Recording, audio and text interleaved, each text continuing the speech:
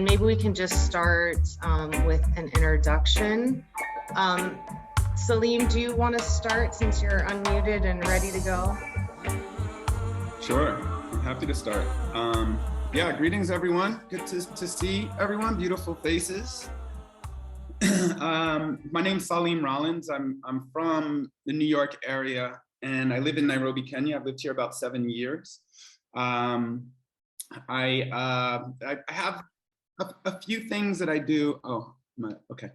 But I'd say as it relates to health equity, I direct a program called Kibera Rising. Kibera is considered the largest or one of the largest slum communities on the continent of Africa, here in Nairobi, Kenya. And we have 3 kind of sub-programs. One is Capoeira Angola Center Kibera. I'm a Capoeira Angola instructor. The second is the empowerment program for teen girls. It basically is a space in which teen girls in Kibera come together and meet and discuss different issues. They get information and we connect them with other women, professional women and entrepreneurs in the community. I can talk later about long-term goals of that. And the third is, and that's facilitated by a woman, Grace Owinyo. And the third is Slum Dance Africa, which is actually a breakdance program that was established following the 2007 post-election violence in Kenya.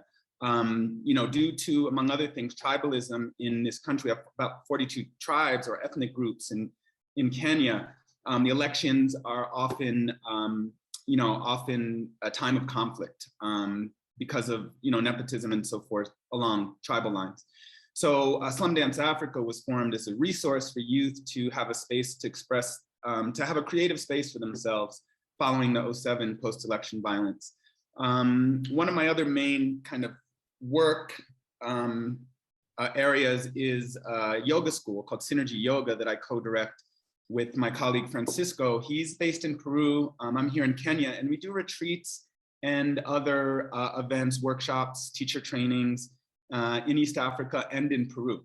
And I think that's important because we've done a lot of work and we continue to do work to connect these 2 programs, the work I do in Kibera and the wellness work that I do. Is that good? I think it was 3 minutes. Yeah, that was great. That was wonderful. Cool. Thank you. Yeah. And Jess, do you want to go? Sure. Thank you, Doctor. Hi, everyone. My name is Jess Sunio. I am new to this realm. A little background about me. I'm from Los Angeles. I'm doing a bit of a career change. I am back in school. I started in the sports industry for a handful of years, managing professional teams. And then all of a sudden I woke up one day and was like, there's got to be something else I can do to contribute. My heart will always be in sports and in women's soccer. And I always carry that with me. But right now I'm in the mental health realm and I hope to go back to sports with that set of tools. Right now I'm at Loyola Marymount University in the clinical counseling program. So I am a clinical counselor in training. And I'm also working in our student conduct and community responsibility department as a coordinator. So through that, I've been introduced to restorative justice and restorative practices. So right now, my interests really align with restorative practices and mental health wellness. And again, the global food justice movement is really a new realm. So I'm here first and foremost to learn from all of you and hopefully unearth the intersectionality between food justice and health equity. Like there's an obvious physical benefit to nutritious food, but I'm curious to learn more about how necessary details like culturally appropriate foods impact communities. So for me, I'm just at the beginning of getting my feet wet with all these different topics. So for me right now, it's how is food justice related to restorative practices? How does it benefit mental health and how does it build community? So that's a little bit about me and I'll pass it back to Dr. Waterman. Thank you so much. And it's really so wonderful to have you a part of this. I think it just adds like a really, a kind of always these missing elements sometimes to come together. So, with my background in hard science, it's nice to have this social science aspect as well. And these other parts of our characters, like the sports and the soccer, also add into that so much. So that's really cool. I didn't know that about you either. So, and Abhayam, would you like to go next? And please tell me if I'm pronouncing your name correctly. I had thought I'd called you Aku before, so I'm not sure. Yeah, no. So you pronounced it perfectly. First of all, Dr. Carey. That's rare. I'm actually impressed. So my full name is Abhayam Kalu Uguomo. So I do go by Aku, which are, my initials, and makes it a lot easier for people to pronounce, especially when you see it spelled out non-phonetically. It looks like, it's a mind tease. So Aku or Abhayam, either one is fine. Welcome, everyone. Thank you again, Dr. Carey, for inviting me to this panel. This is, for me, food justice, health equity is something that I have been speaking about for years, almost indirectly, almost independently from the, from the title of food justice and health equity. But so I am the founder of a company called The Apothecary. And we are a health and wellness company with an aim to empower every being to take their own health into their hands, to be stewards of their own health.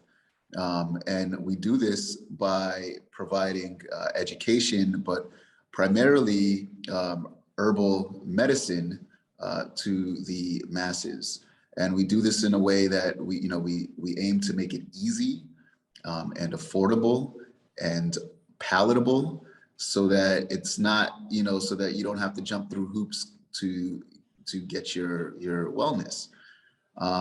One of our big initiatives is to making herbs more ubiquitous, to making it more commonplace for people who might not be so familiar with herbal medicine. I know when I first got into the understanding of herbs as something that you can actually use for your health, for me, it was something that was strange. I first learned about herbs through my grandmother, coming from a Nigerian American background.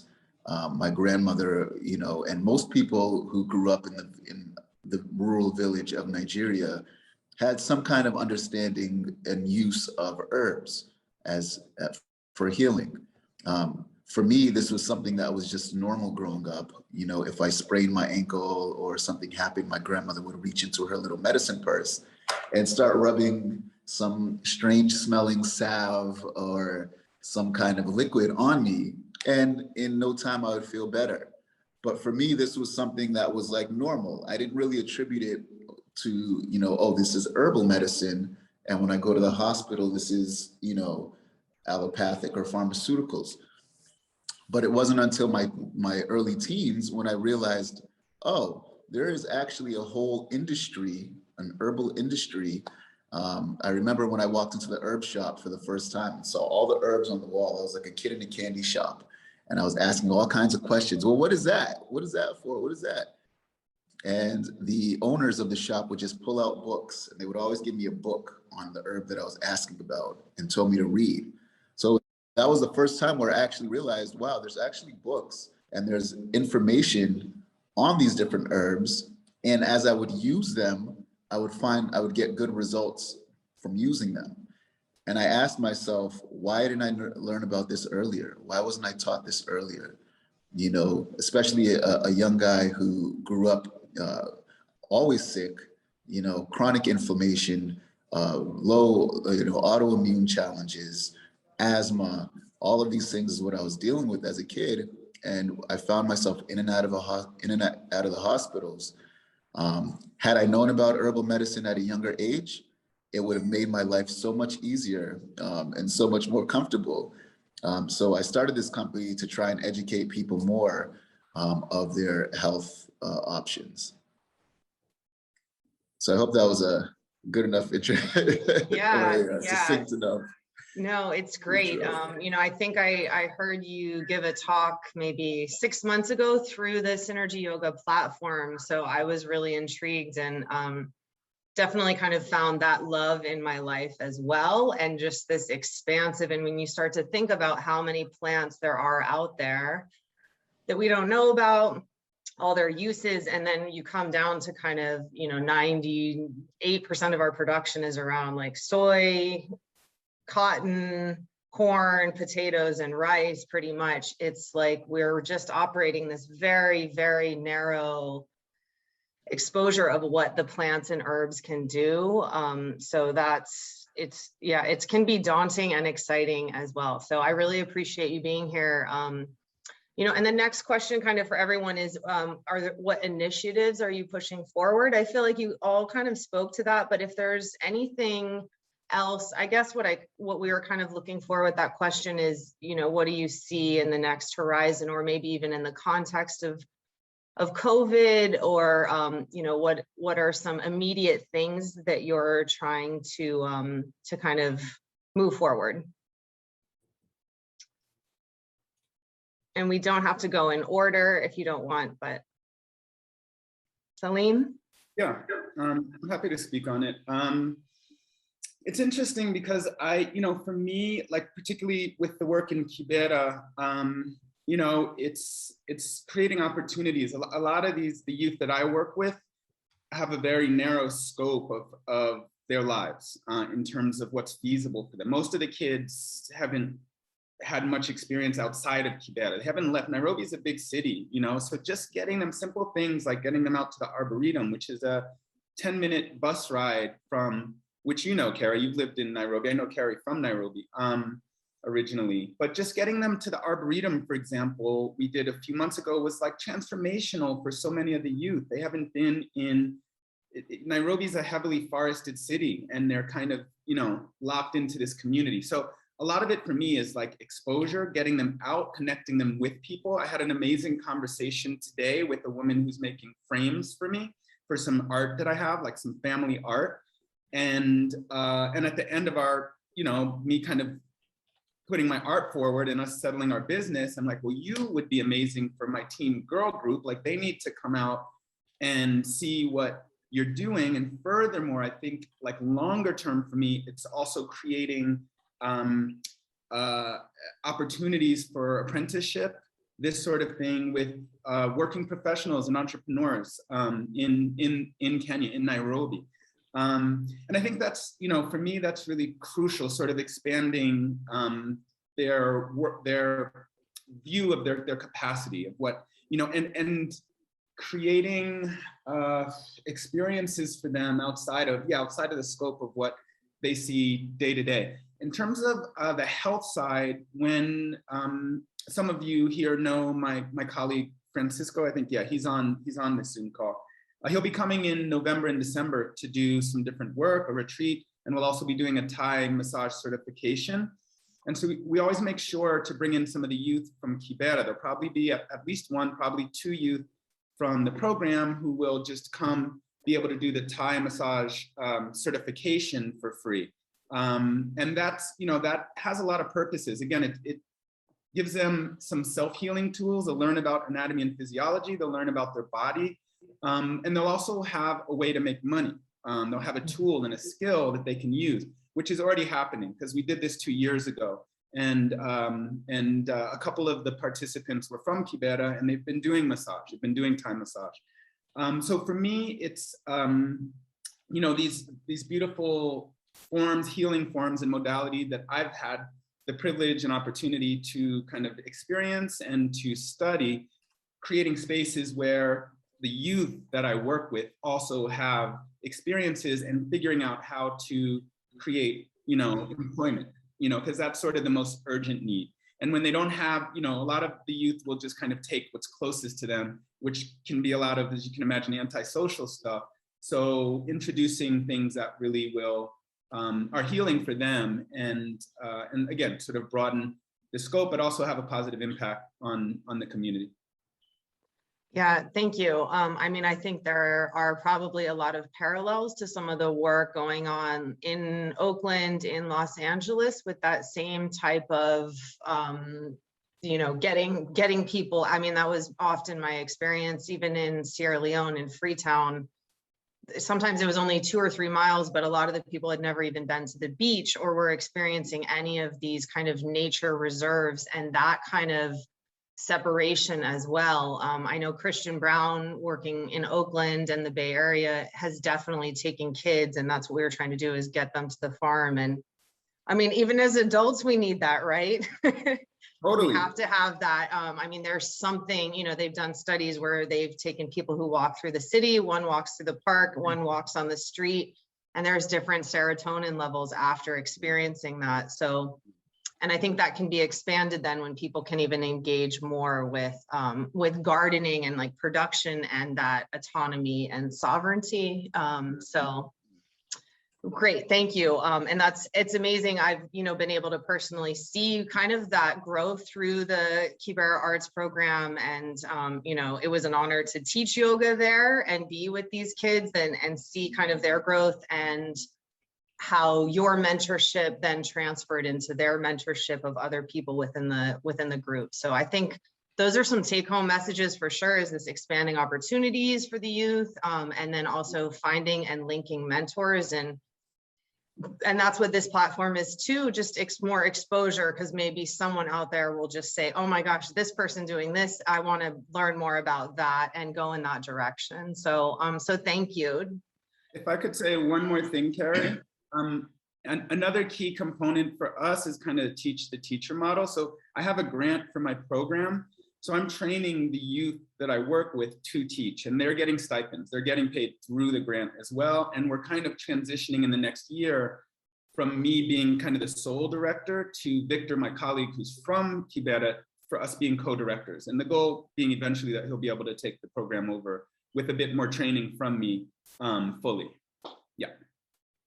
That's great. I wanted to jump in. I wanted to add, I think that it's so interesting. I'm from Los Angeles, California, USA. And then listening to this discussion, it made me realize this practice of isolating, marginalizing, creating conditions where individuals will not explore, that's not a part of their experience, that can happen anywhere in the world. We thought it just happened in the urban ghettos of LA, South LA, and other parts of this country. So I was just really inspired by how we can use this platform to raise awareness to that on a global level, that this can happen anywhere. You can be anywhere in the world and not get past 2 feet of your door. And that these are some of the key things that keep communities from having sustainable practices and being more, holistic and healthy. So these are simple messages that we can put out there. You don't need a grant to do something like that. And I think the more we talk about that, it's the people helping people. I love the train the trainer model, and I like that as possibly one of the solutions. So thank you for letting me share. Thank you. Jess, do you want to add anything to kind of what you're working towards, or even anything from these last comments? Sure. I think the first thing that came to my mind was how different the population of youth I'm working with is from Salim's. And we're working on something completely different, because I am in higher ed. I'm working probably with students that are middle class. And I think in all the realms and all the circles that I'm in, the main thing that I'm pushing is community building, because through that, we come together to talk about a certain topic, whether it's restorative justice, or it's, what's going on the soccer field, or what's going on here at the workplace, and all of those different realms. When we build community and we create a brave space, more unearths. So what I've noticed is the global trauma. We can't even get to the actual subject of what we're talking about until we kind of talk about this global trauma that kind of naturally comes up when we ask the right questions. And it makes, maybe we're not as productive with what we came to talk about, but I feel like there's a deeper underlying of, I guess, restoration and healing that happens in those circles. And that's what we've been mainly working on here. We have circles once a month just with coworkers, where we talk about what's been happening this past month. Because I feel like coming back to work, coming back to school, and then having all these new initiatives that everybody is excited about kind of feels like the rug has been pulled from underneath us because we just had this major thing happen. And we're not given as many opportunities to talk about it. So right now, I think that's the main initiative that we've been pushing forward with was let's build community in these spaces so that people feel brave enough to speak about what they're actually going through. And then we can get to whatever we were actually there to talk about. Yeah, I like the idea of, I've never heard that, brave spaces, because I think there is always just this like, how are you doing? We're fine. And then let's get right to business. And I think with everyone, there's over the past year or two, if not even their whole life or generationally, have that things aren't always fine, but it's hard to move forward. And I think some of that relates to how you want projects to move forward as well. So thank you for that. And that kind of leads into the next question on, you know, interacting with the community and academia and industry. And I think clearly all three of you are definitely engaged quite a bit with the community. And so it might be interesting to maybe think about or reflect on how you've engaged with universities or how you would like to in the future. And Kalu, you've certainly been in the industry aspect of this too, which I think is, you know, a lot of our group also are entrepreneurs. And I think, you know, even whether they're going for grants or starting businesses or trying to start a 501c3, I think those are all three avenues that some of our group and participants are in. So Aku, do you want to start with some of that about engaging kind of with those three? You know, we're obviously trying to get these three aspects of our society kind of more integrated. And so if you could kind of speak to that, either in successes or challenges that you've had in engaging between industry, academia, and the community. Yeah, so, you know, herbs, you know, from an herbal standpoint, herbs grow all around us. You know, you can be walking down the street and trip over a weed, what you would think is a weed, which is actually this very powerful medicinal plant. And, you know, when I realized that, I remember, you know, just the wow, you know, that overwhelmed me. So when I teach young people, you know, the same thing, just to have a better understanding of their environment, to learn to appreciate their environment, that there's all of this magic that's growing around us that can heal us, that can help us.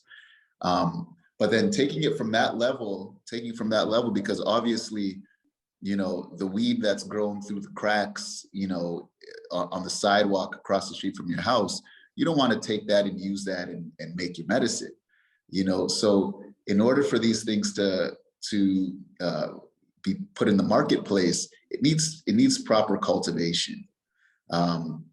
So figuring out ways to scale, you know, to scale the herbal market is something that's near and dear to me. So we've been working with, there's a company, Valley Agriculture, based in Nigeria, 33,000 acres of land. A portion of that will be dedicated to Apothecary in partnership to grow organic, sustainable, biodynamic,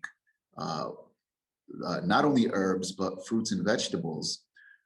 And I had the opportunity to visit Egypt in 2016, where I connected with the largest biodynamic farm in Africa.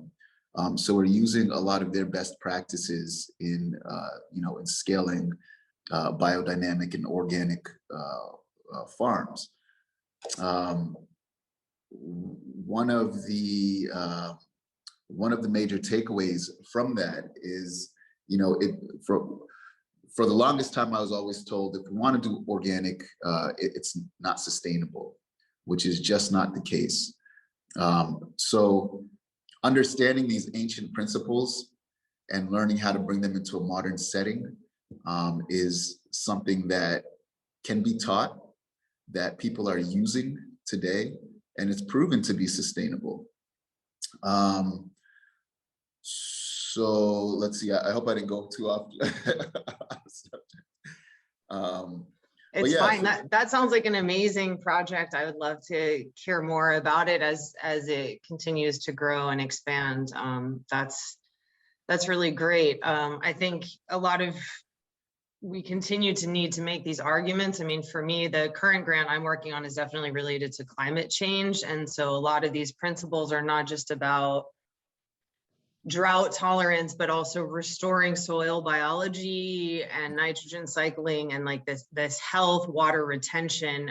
And so plants can be just this win-win where you can have low inputs and still high outputs. And I think even Daryl and the 151 Farms has really done this where, these systems, it's like they're even just reusing the water so much. And then the water's getting nourished by going through the plants and then fed again. And these things that are so simple and magical. And once we start to kind of work with nature a little bit more, it works out. So it's great to hear that you've been able to make a market. I think it can be challenging for people because of the regulations. And, my experience with herbs was also that there are, there's the FDA and you can't make claims about treating or curing a disease, even though a lot of these foods, even simple things like garlic and onions, even in our diet, are in fact medicines. So that I think is a challenge for people. Even in California, we have a lot of people who are involved in the cannabis industry, and also navigating policy and regulation and claims and marketing, is tricky because there is also exploitation and these kind of overzealous claims, even with moringa that I work in, and that can have a pushback. So it's an interesting field to be in. It's got so much potential, and then you kind of have to work with this stuff as well. So yeah, and I feel like those are some of the challenges, within this industry, because we're talking about plant medicines that have been used for for thousands of years by native and indigenous groups all around the world, and they've been used in these ways and have proven thousands of years of proven efficacy. However, we get a governmental body like the FDA or the World Health Organization, and they need a different type of proof, before certain claims can be made. So we're constantly having to, tiptoe around that and figure out different ways in, explaining the effectiveness in a way that doesn't, step on the toes of these other governmental entities. So it is a tight balance, in that regard. Mm-hmm. But I think, like you said, when people are wanting to kind of take charge of their health, oftentimes when they reach a point where they're sick, right, and they really want to engage and start to take these things, they feel those effects, and so that is, and I think then shared within the community, sometimes even word of mouth is just as it was thousands of years ago, right? So like that has validity. If your friend tells you something worked and did this for you, even as a scientist, there's merit in that versus reading a clinical study that had 10,000 patients in it, and so we're always prone to that. And I think that balance between reductionist science, where you isolate one variable, has its value in place, but we don't operate like that in the real world, nor our diets, nor our communities. There's all these other factors affecting our health. So it's quite complex, but and that, these, if there are, that's, a good point, kind of moving on to some of these challenges of interaction, or, Salim or Jess, do you want to speak to kind of navigating a bit more in this space? Carrie. Daryl and I wanted to make some comments on the this conversation as well. Okay. All right, so I'll go. Yeah, so we just had this exact same conversation last week after an activity that we did with Carrie in our garden. I'm Edie. I work with Community Care Health Centers in Yolo County, California. And I think it's been 2 weeks now since I participated in a meeting. I've become active in this group called Integrated Medicine for the Underserved. And they have quite a focus on, well, actually the whole focus of their annual conference this year was decolonizing medicine. And I feel like these conversations are so related to that concept of only being able to communicate health and even food information in that language of science that is so reductionist and so elite and not accessible to individuals who don't have the scientific training that you would get in a Western-based university setting. And it's just another way of co-opting these traditions and experiences of indigenous and local communities throughout the world. And it also kind of brought us, this was a conversation I had with my team of our food is medicine focused staff within our health centers, to thinking about the opportunity we have to make inroads in a way that our clinical colleagues can't, because they risk losing their licensure if they are promoting certain herbs or doing things that are not in accordance with their FDA standards. And it's not that we are going to be making claims either that are incongruous with FDA, because we're part of a federally funded health center, but we do have more flexibility as unlicensed practitioners. And I thought that was kind of an interesting, just an interesting way of looking at a situation where we often feel like we have less power within these organizations, but in that one situation, we might have the ability to share information with people in a way that is less restrictive. Yeah, that's an interesting point where you don't have to. Yeah, I mean, like, for example, as representing UC Davis, I have to be in the Department of Nutrition. They are very, you need results to say anything, and yet we're still trying to work in this very community space about food where it is complex, so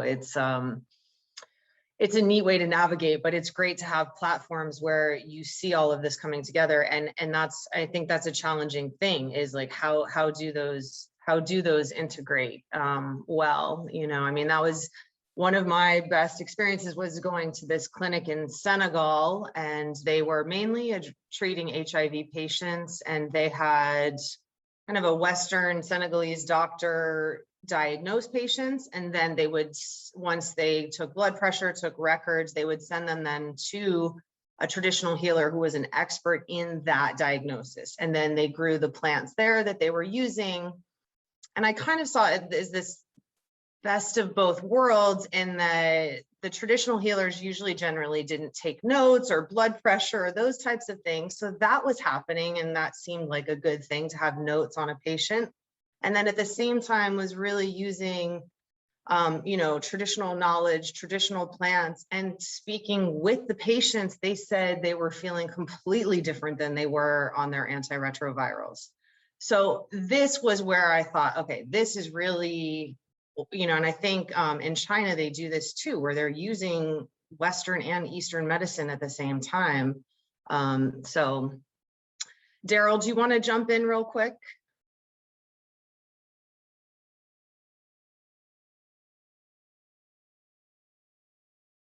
Or we can also, if anyone else has, yeah, you there? Great. Thank you, Dr. Waterman. And this is, I really want to double down on what Edie Cooper, do I have that right, was saying with her group? Hyper, yeah.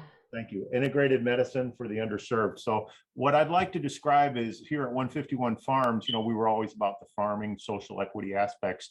But as I started to see a need to help our elderly, the choices they would have would be convalescent or hospice. And by bringing people in that want to really give themselves a higher quality of end of life situation and sometimes recover, we started Hand Up. So that allows people to come in here, and with VA, for example, they'll have doctors and RNs come in and help assist us with Western medicine services and the things that we're really not geared to do. But from a homeopathic standpoint, what we've done, and this starts in roughly May of this year, we'll have all the prescriptions on one side of the room, and then we'll have our homeopathic treatments, which on the other side of the room represent herbs and medicines. And similar to what Kalu is doing, we want them to be educated. We want them to see that the results are what speak for themselves.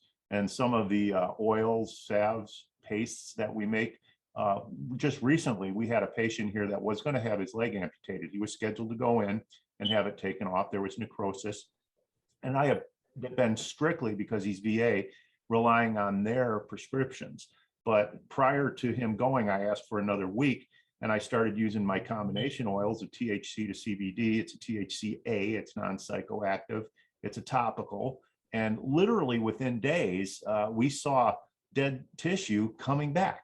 So I have an on-site CNA. She's been at this for 30 years. She's never seen any such thing. When the RNs and the MDs come in, they look at our farm and they see that, you know, it's alive. There's plants, there's people, there's integration of what the patient needs, and he's not just being warehoused.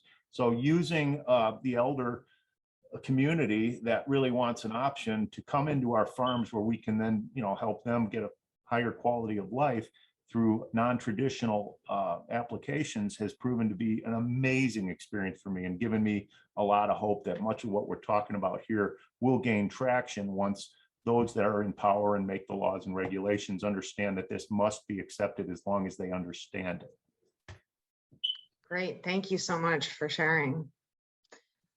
Jess, any comments on interactions? Yeah. Okay, I think, yeah, this is all really, really interesting stuff to talk and think about. We talked, yeah, about what challenges are you facing and tools to address these. I think is just to continue this networking and creating opportunities and sharing funding. And one thing we'll be doing through this platform is you know, kind of the academics will be pushing, or at least from my perspective, will be able to share resources that are federally funded, like NIH, and they do have a Center for Integrative Medicine. So even Salim and I were talking, you know, they provide funding for grants on acupuncture and yoga. And I think as much as we talk so much about the physical body, mental health becomes even more tricky to associate with reductionist science and with how our diet and lifestyle, community pressures, these things are affecting our mental health. I just think we are way, you know, I mean, it's such uncharted territory. So I think, yeah. If I could say a word about the last question. Oops, I'm getting a call. Okay. Sorry, guys. Okay. In terms of, you know, because it is really interesting to think, yeah, I've had a lot of discussions coming back to, I went to undergrad, I did university. When I left undergrad, I felt like, you know, I lacked a lot of practical tools to function in the world. And I think that that can be said for a lot of people who've gone through, you know, so I think and I think now is a time where people are starting to, if not push back, sort of question or challenge or look at other models. For me, I have 2 children, for example. I definitely am going to leave that door open to them and encourage it as something if they want to do, that they should pursue it. But it's not an automatic for me that I want them to necessarily go through university. If I'm, for example, taking that money and educating them in some of the things that we're talking about here, as well as entrepreneurship, as well as you know, business, financial literacy, these types of things, then I feel like they're a lot further along. These are things that I'm looking at now and I'm starting to get a grasp on now in my life. And I'm well out of university, my university time.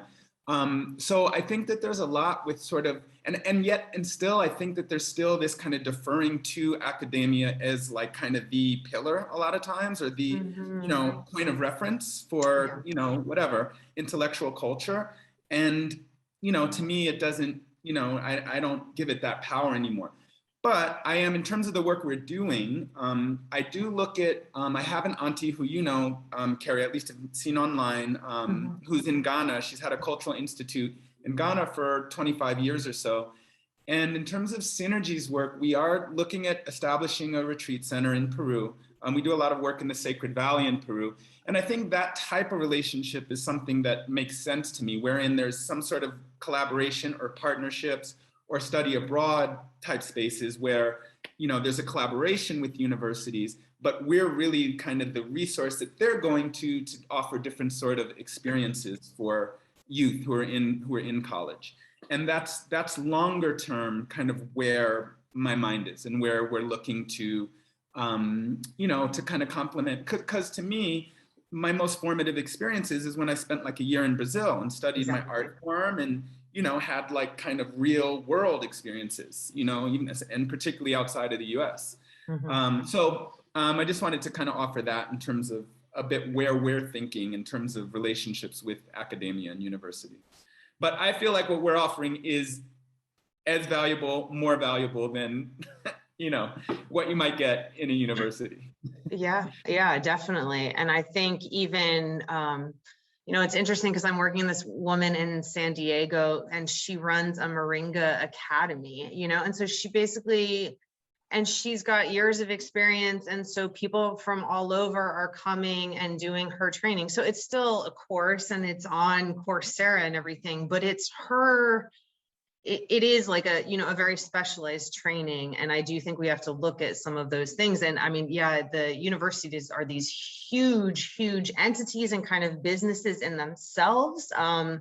And it is, being in that space is very, I'm trying to navigate it as well. And then as you do engage with the community, I've always enjoyed being at that kind of ambassador level of translating things, but it is tricky because you see the divergent needs sometimes and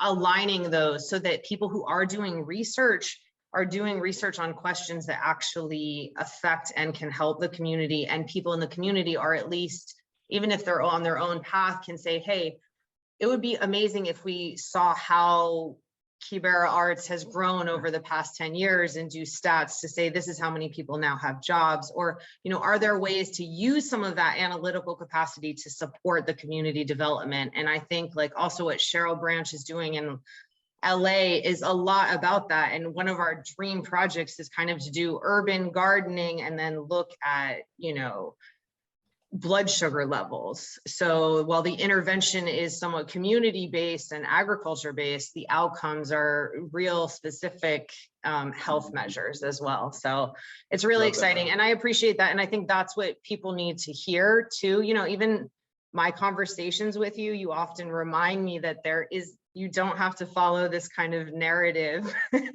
And there are these other options. And for me, the same thing, 4.5 years of undergrad, I traveled to Cuba for 2 weeks, and that experience probably had more impact on me than, years of botany and chemistry. Yeah, definitely. So I think travel is something we all want to encourage too with our projects. And one thing with Salim too, if you are working on grants and have other ideas outside of kind of the academic worlds, please also feel free, or please do share with us so we can share those as resources. I'm also working with a group in Sacramento, the I Am SAC Foundation, and it's all, racial justice, police reform, these types of things. And I'm trying to use my scientific grant writing skills now on these very social impact projects. So it's an interesting transition. So that would be good. I wanted to add, I really appreciate this part of the discussion, because this was my hope for the Center of Expertise, that we would begin to create, practice-based evidence.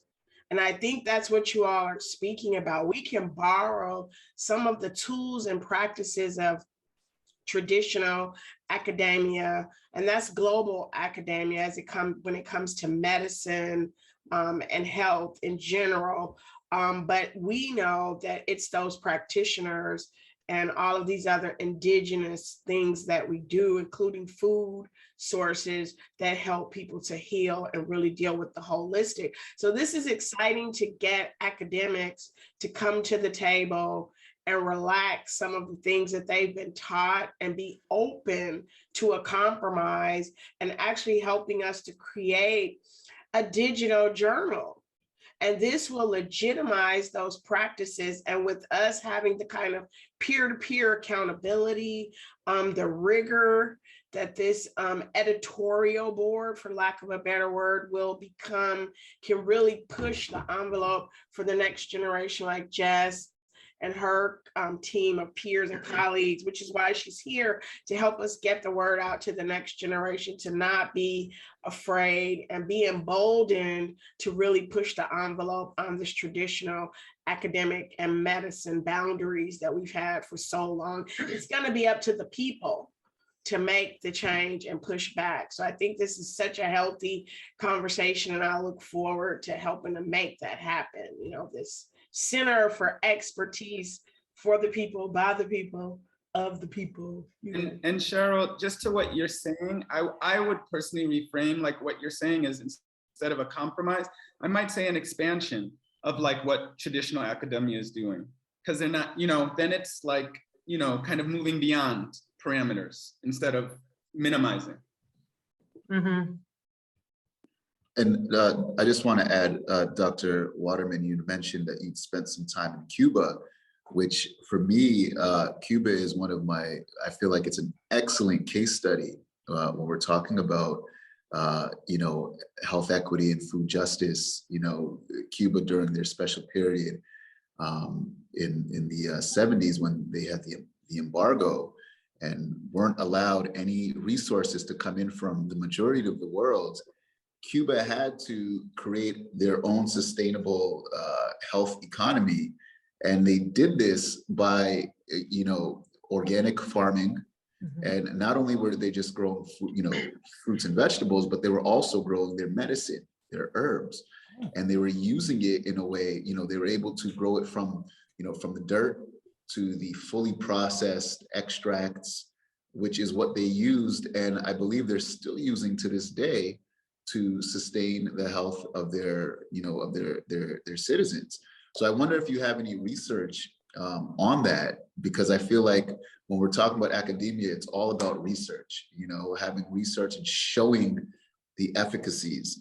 The World Health Organization has the Codex Alimentarius, which are a set of guidelines that were created to essentially, you know, it talks about different food codes, different practices that should be adopted by the rest of the world in terms of like nutrition and labeling, you know, antimicrobial resistance, biotechnology.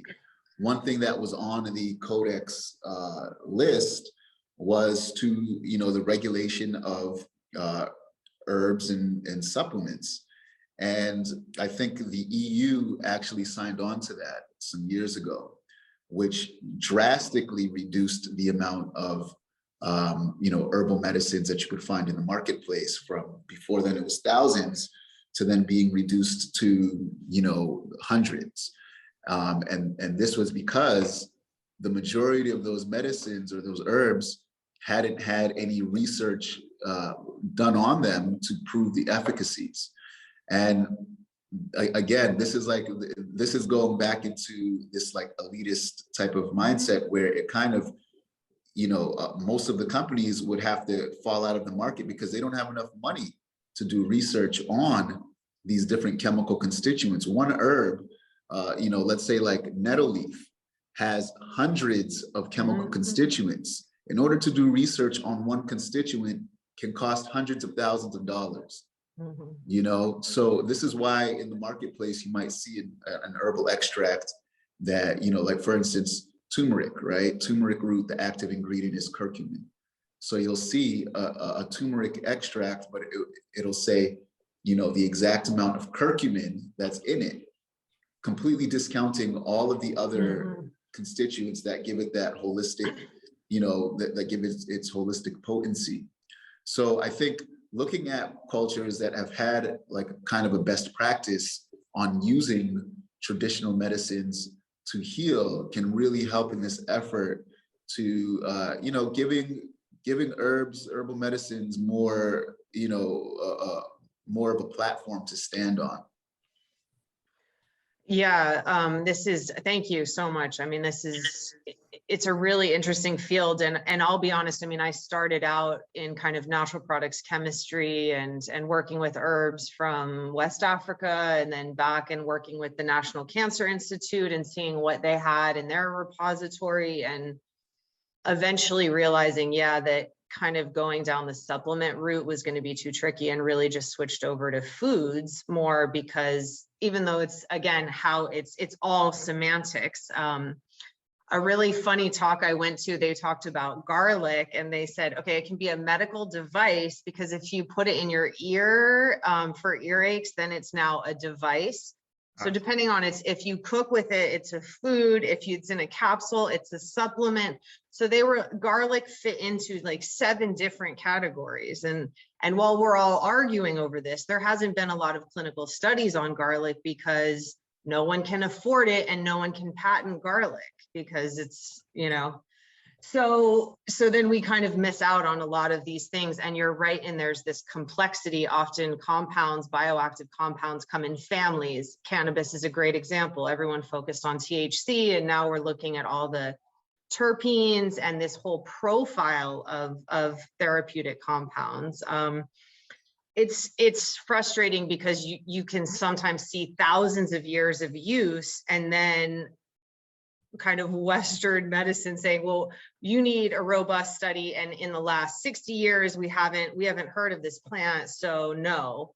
And it's actually quite counter that there should be policies in place that say, if we see this, and I think there are some efforts to do this, if you see repeated uses in different countries of this for this, and to give some merit to traditional uses, because it has gone through trial and error, and the other really kind of interesting concept that I like to think about sometimes too is the placebo effect. And this is widely known and shared, but you cannot prescribe this in Western medicine. It's unethical too. But in herbal medicine and in mental health and in all of these other health aspects, believing and feeling that you're getting better has an effect on you.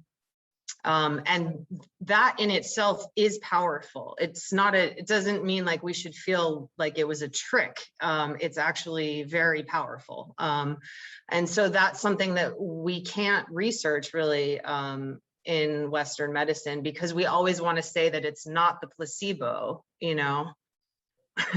it's not our thought of how this works that's having an effect. We want it to be the medicine. So it's quite interesting. And that's why there is this conflict between culture, community, tradition, and a very delineated Western kind of reductionist science approach. So we do have our challenges to work through these things. I'm going to get back to some of the questions, and maybe Jess, you could talk on this one. How are you encouraging the next generation to engage with science, technology, engineering, math, food justice, and equity? And I'm going to just throw in the last question too, is, encouraging the next generation, and then what type of research projects do you envision this center kind of working on? Sure, I'll kind of hop in and contribute as much as I can. So far as the next generation, I work in higher ed, and I'm working with a lot of our college students. So I feel like I do have a connection to that next generation, but I also feel at a loss sometimes because I'm trying to figure it out myself. So I think a parallel that I can make from our restorative justice research is just kind of facing the challenges that we are facing in higher ed. Right now, our research is we're bringing it's a SoCal consortium. We're bringing a K through 12 people together. We're bringing higher ed people and community-based learning groups to just talk about their barriers to implementing restorative justice. So it does go a little bit to the last question, but what we have noticed is that while a lot of the challenges are similar, when we look to K through 12 and we try to implement restorative justice, and purely from a conduct perspective, even our kindergartners and first graders, when we're trying to acknowledge harm and restore harm, they're still reverting to punitive actions. And we're like, wow, at kindergarten and first grade, there's already something there that was learned. And how do we unlearn it?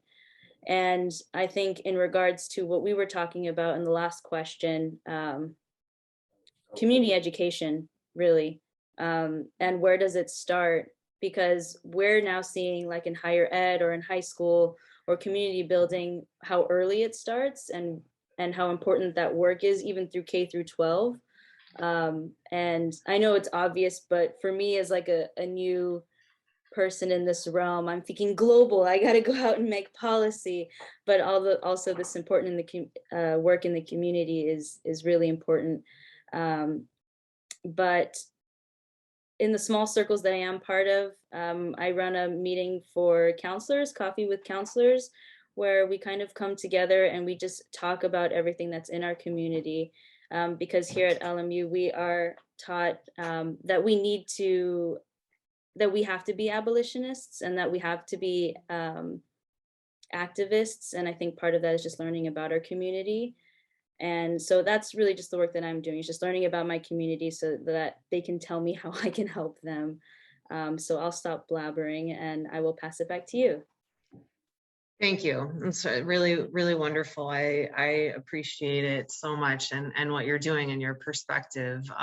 That is jolting to kind of think of that going on at such a young level. And just, again, I mean, it reminds me of the Black Panther Party work in Oakland, and then also back in Cuba, where each neighborhood had these kind of groups that would come together, and everybody would bring an ingredient, and then they'd have a big soup or stew. But it was also this very like kind of nobody left behind thing. So everyone was checked on there. And then they also had these separate women's groups as well. And it seemed like this was the absolute foundation of the community, even before schools, was literally at the neighborhood block to block level, where it was a crisis, you know, and they were, that really held a lot of power that I saw that I hadn't experienced in other places. And it seems like you're trying to build those things there as well. Salim, can I just kind of ask you to talk about, I'm forgetting the name of it, but the conflict resolution event you went to, I believe it was in Italy last year. And just because what Jess is talking about, I think I'd love you to speak on that event that you went to a little bit. I think she might be interested to hear, as well as all of us. Yeah, gladly. So that was essentially, I would describe it as a think tank. It was called Countering Violent Extremism Through Arts and Culture. It was funded by the United Arab Emirates. A good friend of mine was at that time, this is pre-pandemic, what was his position? He was the advisor to like the Minister of Culture or something like that. And so it's amazing that he's outside of EAU. You all know, they really don't hire too many people for government positions outside of their country. And of course, when the pandemic happened, so it was a think tank. And the idea was to get participants from a range of different backgrounds. So there were scholars, there were artists, there were activists. There were 40 of us, all in all, from different countries.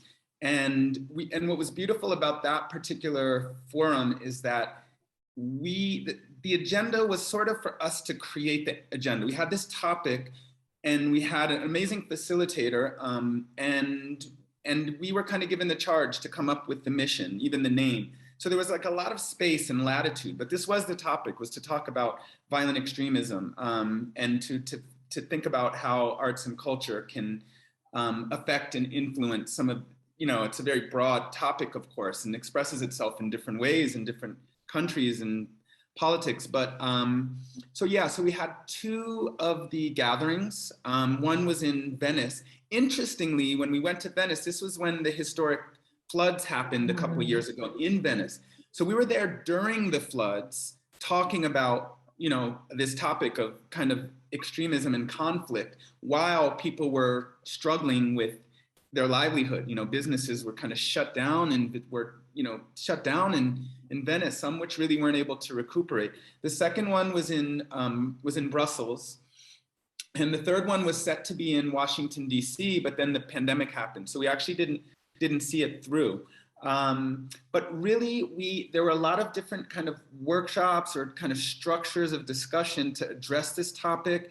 They incorporated a lot of kind of creative processes. So it wasn't strictly a mental practice. There were a lot of artistic, a lot of kind of discussion-based, a lot of breakout groups, and opportunities to kind of talk. People had a chance to share their own experiences. A lot of people in that forum came from war-torn countries and had personal experiences that they were able to bring into the discussion.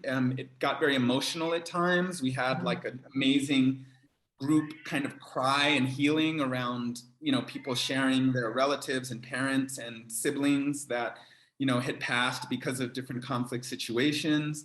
I found out stuff about my colleague in Kibera who went through the post-election violence and a lot of what he experienced that I didn't know, from seeing friends laying on the ground and dismembered bodies and this type of thing. So like that the whole process, I would say, was really instructional to me about, just a kind of way that we can kind of talk about issues and use a sort of cross-disciplinary model of thinking, to bring academics together with artists, with activists, to kind of talk about things and come up with some ideas. And there was, one of the outcomes, there was a documentary that was made. It was all documented by a film team. And it was a really beautiful process. And even though it wasn't like finished, how are you going to finish this huge topic? I think, in the end, the process in a lot of ways was the outcome, and being able to kind of dig into a really heavy topic that affects all of us. Sometimes it wasn't, sometimes it was on a more local level, what's happening in terms of conflict on a community basis in certain areas. Sometimes it was very politically kind of topics that dealt with more global politics. But it was a really beautifully structured a gathering and think tank. And I think, to me, that's one of the things that I took away from it was, using this kind of cross-disciplinary process and being able to bring personal experiences into the conversation to really, and then teasing out to, what would we envision? How would we kind of operate differently at a political level, at a community level?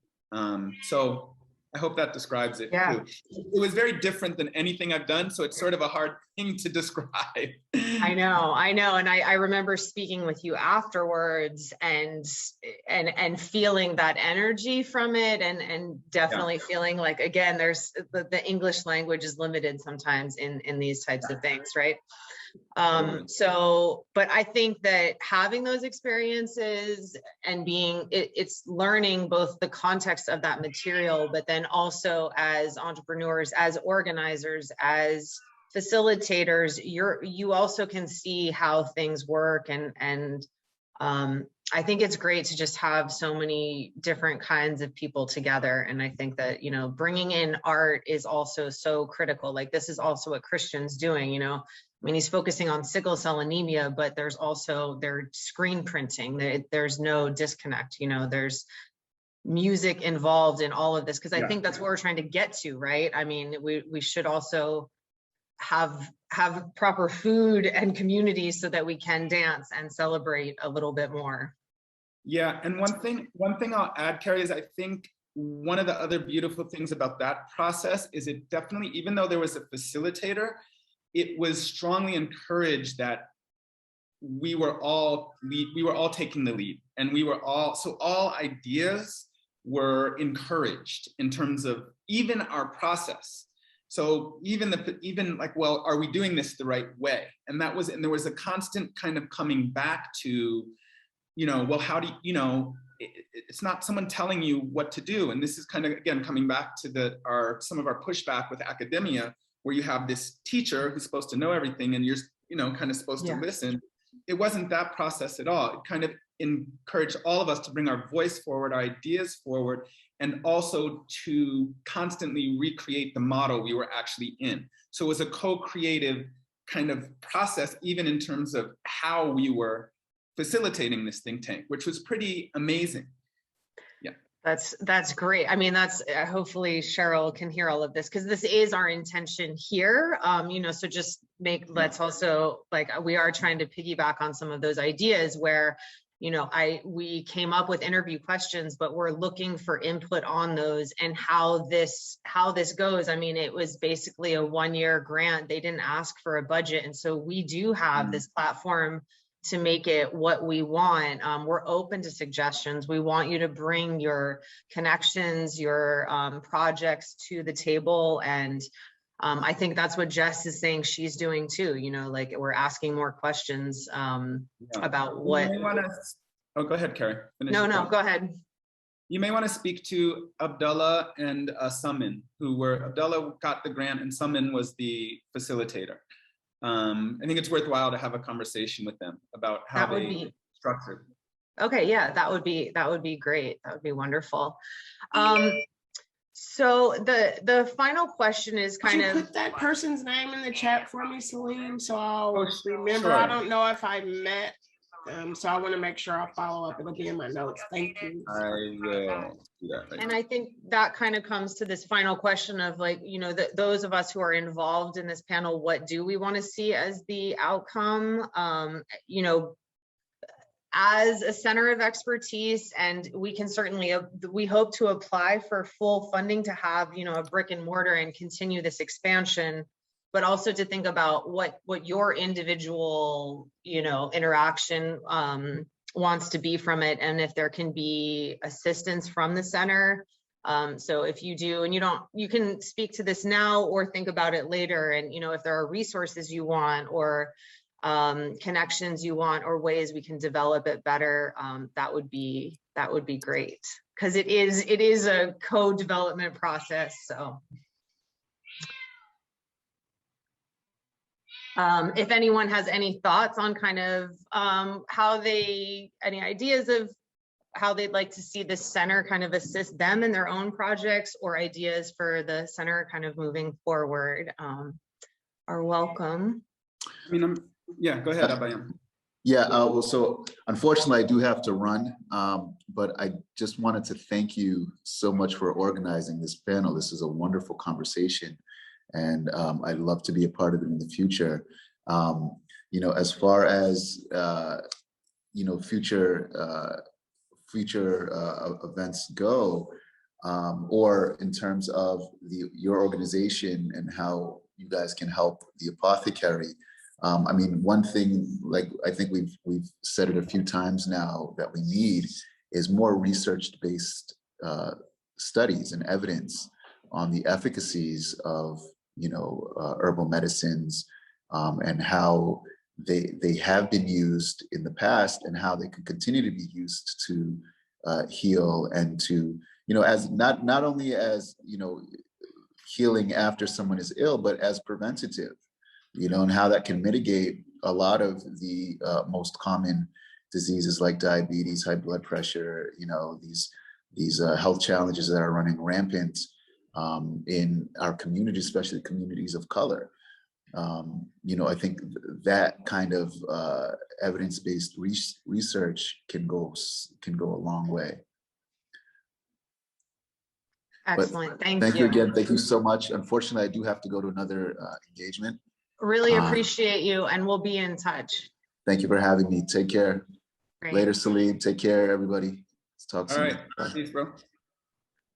I would agree. I'd second that. I'm sort of for our grant, we got some support with our M&E this year. We definitely made progress. This is our 3rd year of our grant cycle in Kibera. But you know, M&E is not my strong point, but it needs to be collected and sort of assessed as far as the kind of funder goes, and the needs to continue to get support.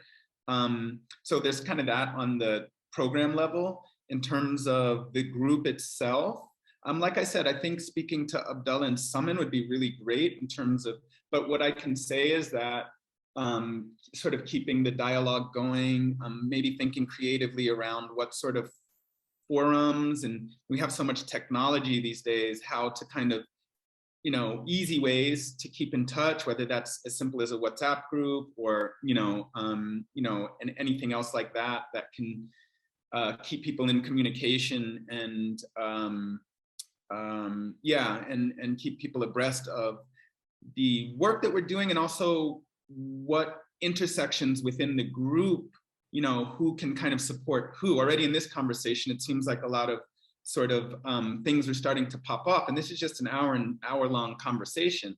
So so I think communication is really important, and continuing to kind of put forward what people are doing, what resources are needed, and who is interested in supporting. Because, you know, this is it. To me, this is sort of the way that we're moving forward in this time is in community spaces like this, where we're becoming aware of what we're doing and figuring out how to support each other and how to support kind of the general vision.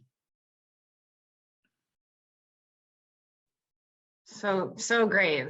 It's so wonderful to hear these thoughts, and just, you know, it's sometimes when you're on board with people, but they put it in a different perspective, it's so wonderful.